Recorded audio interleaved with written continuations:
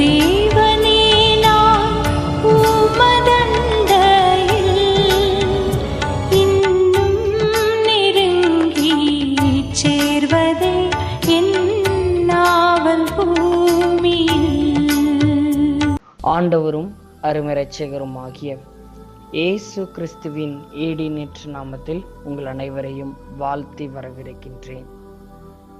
இந்த வேளையிலே தியானத்திற்காக தெரிந்து கொள்ளப்பட்ட வேத பகுதி எபிரெயர் 10ஆம் அதிகாரம் 30வது வசனம். பழி வாங்குதல் எனக்குரியது, நானே பதர் செய்வேன் என்று கர்த்தர் சொல்லுகிறார்.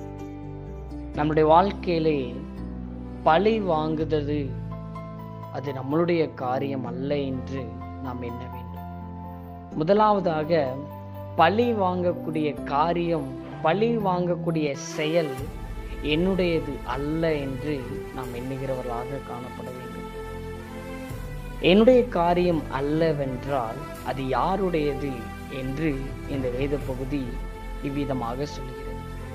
பழி வாங்குதல் எனக்குரியது, நானே பதர் செய்வேன் என்று கர்த்தர் சொல்லுகிறார். நம்முடைய வாழ்க்கையிலே அநேக நேரத்திலே அநேக இக்கட்டான காரியத்திலே நாம் சென்றிருக்கிறோம். அந்த இக்கட்டான காரியத்திலே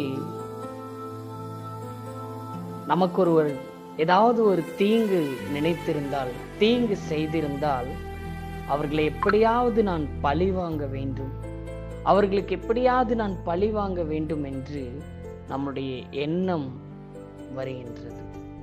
ஆனால் இந்த வேளையிலே நாம் பார்க்கிறது பழி வாங்குதல் அவருடையது.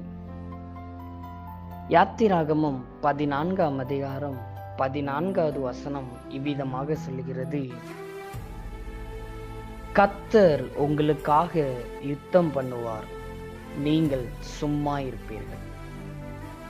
யுத்தம் பண்ணுகிறது அவருடையது, யுத்தம் பண்ணுகிறது அவருடையது. நாம் சும்மா இருக்கின்றவராக, நான் அதை குறித்து கவலைப்படாது இருக்கிறவர்களாக நாம் காணப்பட வேண்டும். ஒருவேளை இந்த ஒரு புதிய மாதத்துக்குள்ளாக நாம் கடந்து போக போகின்றோம். அந்த புதிய மாதத்திலே நாம் ஒரு முடிவு எடுக்க வேண்டும். நான் எந்த ஒரு காலத்திலுமே, எந்த ஒரு நேரத்திலுமே யாரையும் பழி வாங்கக்கூடாது, நான் யாருக்கும் தீங்கு நினைக்க கூடாது என்று நாம் முடிவெடுக்க வேண்டும்.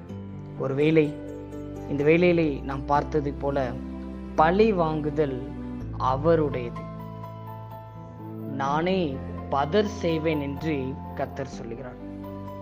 நம் இதை புதிய மாதத்துக்குள்ளாக செல்லும் போது எந்த சூழ்நிலைகளிலுமே நாம் மற்றவர்களை பழி வாங்க வேண்டும் என்கின்ற எண்ணத்தோடு கூடிய செயல்பாடு நம்மிடத்தில் காணப்படாமல் இருக்க வேண்டும் என்பதை குறித்து நாம் ஜெபித்துக் கொள்ள வேண்டும். கர்த்தர் தாமே இந்த வார்த்தையை ஆசீர்வதிப்பாராக. ஆமென்.